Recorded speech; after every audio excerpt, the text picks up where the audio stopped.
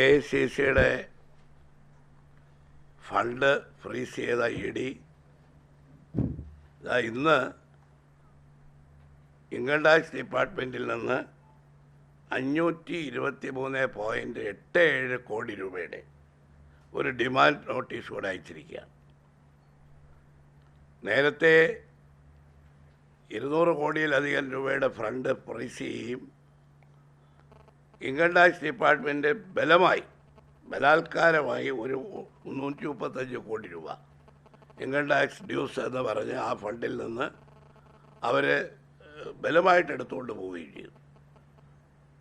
കോൺഗ്രസ് പ്രസിഡൻറ്റും മുൻ പ്രസിഡന്റുമാരായ സോണിയാജിയും രാഹുൽ ഗാന്ധിയുമെല്ലാം ഡൽഹിയിൽ മാധ്യമ സമ്മേളനത്തിൽ ഈ ഫണ്ട് ഫ്രീസ് ചെയ്തതിനെയും ബലമായി ഇൻകം ടാക്സ് ഡിപ്പാർട്ട്മെൻറ്റ് ഈ പണം പിടിച്ചെടുത്തതിനെയും കുറിച്ച് ശക്തമായ പ്രതിഷേധം രേഖപ്പെടുത്തിയിട്ടുണ്ട്. ഞങ്ങൾ രാജ്യവ്യാപകമായി ലോക്സഭാ തെരഞ്ഞെടുപ്പിൻ്റെ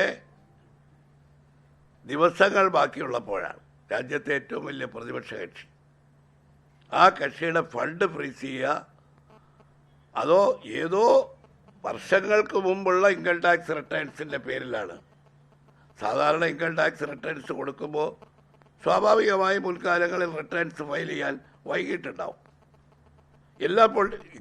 ഒരു രാഷ്ട്രീയ പാർട്ടിക്കും ഇൻകം ടാക്സ് ഈടാക്കിയിട്ടില്ല. ഇൻകം ടാക്സ് എക്സംപ്ഷനാണ് എല്ലാ രാഷ്ട്രീയ പാർട്ടിക്കും. ഇപ്പോൾ ഇൻകം ടാക്സ് ബലമായി പിടിച്ചെടുക്കുകയും വർഷങ്ങൾക്ക് മുമ്പുള്ള റിട്ടേൺസിൻ്റെ പേരിൽ ഫണ്ട് ഫ്രീസ് ചെയ്യുകയും ചെയ്തത് രാഹുൽജിയുടെ ഭാഷയിൽ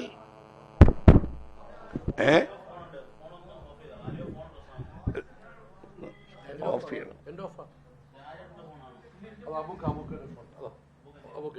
ഓഫ് ചെയ്യണം, അല്ലെങ്കിൽ അങ്ങോട്ട് കൊടുത്താൽ മതി. ബാബുവിൻ്റെ ഫോണോ? രാഹുൽജിയുടെ ഭാഷയിൽ യഥാർത്ഥത്തിൽ ജനാധിപത്യത്തെ തന്നെ ഫ്രീസ് ചെയ്ത നടപടിയാണ്. തെരഞ്ഞെടുപ്പ് പ്രവർത്തനങ്ങൾക്ക് പണമില്ല. രാഹുൽജി പറഞ്ഞു ഞങ്ങൾക്ക് യാത്ര ചെയ്യാൻ പോലും പണമില്ല. അങ്ങനെ ഒരു വല്ലാത്ത ഗുരുതരമായൊരവസ്ഥയാണ് കോൺഗ്രസ് പാർട്ടിക്ക് ഈ BJP ഗവൺമെൻറ് ഉണ്ടാക്കിയിരിക്കുന്നത്. ഫണ്ട് ഫ്രീസ് ചെയ്ത് കോൺഗ്രസ് നേതാക്കളുടെ മൂവ്മെൻറ്റ് തടഞ്ഞാലൊന്നും ഈ തെരഞ്ഞെടുപ്പിൽ അതിൻ്റെ പേരിലൊന്നും BJPക്ക് വിജയിപ്പിക്കാമെന്ന തെറ്റിദ്ധാരണയൊന്നും വേണ്ട. രാജ്യത്ത് ഭൂരിപക്ഷത്തോടു കൂടി അധികാരത്തിൽ വരാൻ പോകുന്നത് ഈ എല്ലാ പ്രതിസന്ധികളെയും തരണം ചെയ്തുകൊണ്ട് ഇന്ത്യ സഖ്യമാണ്. കോൺഗ്രസ് ഉൾപ്പെടുന്ന ഇന്ത്യ സഖ്യമാണ് അധികാരത്തിൽ വരാൻ പോകുന്നത്. കേരളത്തെ സംബന്ധിച്ചിടത്തോളം ഞങ്ങൾക്കിത് വളരെ ഞങ്ങളുടെ കോൺഗ്രസിൻ്റെയും UDFൻ്റെയും പ്രവർത്തനത്തെ വല്ലാതെ പ്രതികൂലമായി ബാധിച്ചിട്ടുണ്ട്. എല്ലാ കാലത്തും എല്ലാ പാർട്ടികൾക്കും എന്ന പോലെ ഞങ്ങൾക്കും AICCയുടെ ഇലക്ഷൻ കാലത്ത് സഹായം ലഭിക്കാറുണ്ട്. ഇത്തവണ ഒന്നും പ്രതീക്ഷിക്കാൻ കഴിയാത്ത ഒരവസ്ഥയാണ്. അതുകൊണ്ട് ഞങ്ങൾ കഴിഞ്ഞ ദിവസം തീരുമാനിച്ചു,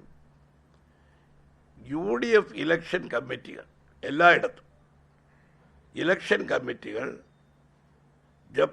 സാധാരണ ജനങ്ങളെ കണ്ട് വോട്ടിനോടൊപ്പം ഈ ഗുരുതരമായൊരു സാഹചര്യത്തിൽ UDFൻ്റെ പ്രവർത്തനങ്ങൾക്ക് കൈയയച്ച് സഹായം അവരോട് അഭ്യർത്ഥിക്കാൻ തീരുമാനിച്ചിട്ടുണ്ട്. ഓരോ UDF ഇലക്ഷൻ കമ്മിറ്റിയും രസീതടിച്ച് അതാത് മണ്ഡലങ്ങളിൽ ഇലക്ഷൻ പ്രവർത്തനത്തിന് വേണ്ടി ജനങ്ങളിൽ നിന്ന് സംഭാവന സ്വീകരിക്കണം.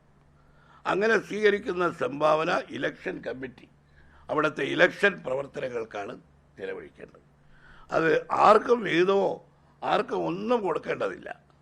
അവർ രസീതടിച്ച് പണം പിരിച്ച് പൊതുജനങ്ങളുടെ സഹായത്തോടു കൂടി മോദി ഗവൺമെൻറ് ഞങ്ങളെ നിശബ്ദരാക്കാൻ വേണ്ടി ചെയ്ത ഈ ഫണ്ട് ഫ്രീസ് ചെയ്ത നടപടിയിൽ നിന്ന് പ്രവർത്തനങ്ങളെ രക്ഷിക്കാൻ ജനങ്ങളോട് കൈ നീട്ടി സഹായം ചോദിക്കുക. അവർ തരുന്ന ചില്ലിക്കാശുകൾ മതി. എത്രയാണോ അവർ തരുന്ന സംഭാവന ആ സംഭാവന സ്വീകരിച്ചുകൊണ്ട് ഓരോ നിയോജക മണ്ഡലത്തിലെയും ഇലക്ഷൻ പ്രവർത്തനത്തിന് ചിലവഴിക്കണം. ജനങ്ങളോട് പറയണം, ഇന്ത്യയുടെ ചരിത്രത്തിൽ 18ാം ലോക്സഭയിലേക്കുള്ള തെരഞ്ഞെടുപ്പാണ്. ഈ 17 തെരഞ്ഞെടുപ്പുകളിൽ കോൺഗ്രസ്സാണ് കൂടുതലും രാജ്യം ഭരിച്ചത്, അല്ലാത്ത പാർട്ടികളും തെരഞ്ഞെടുപ്പ് കാലത്ത് ഭരിച്ചിട്ടുണ്ട്. ഇങ്ങനെ ഒരു സംഭവം ഇന്ത്യയുടെ ജനാധിപത്യ ചരിത്രത്തിലുണ്ടായിട്ടില്ല.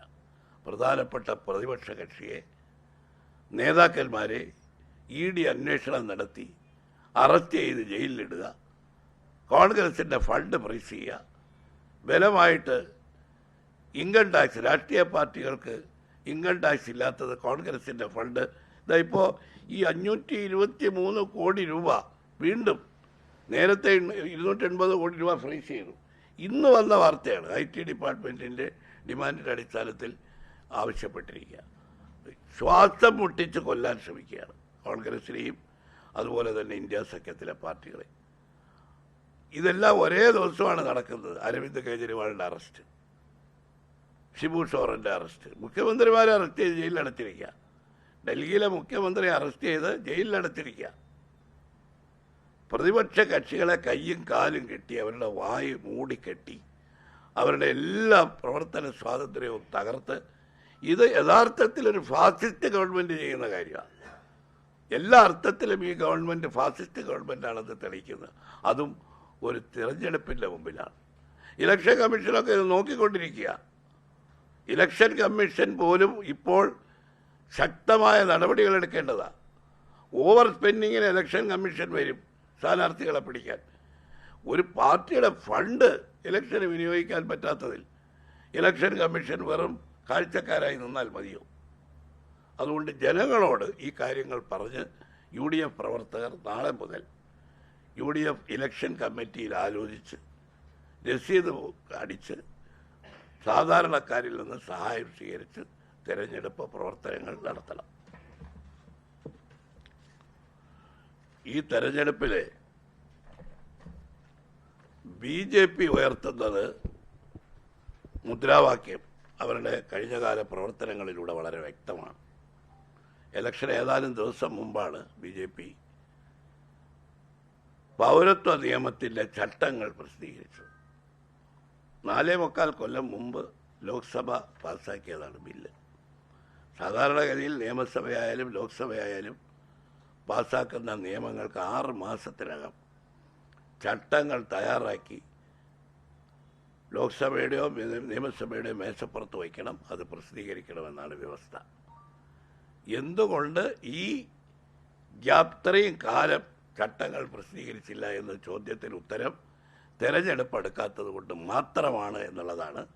തെരഞ്ഞെടുപ്പ് പ്രഖ്യാപനത്തിന് ഏതാനും ദിവസം മുമ്പ് ഈ ചട്ടങ്ങൾ പ്രസിദ്ധീകരിച്ചത്.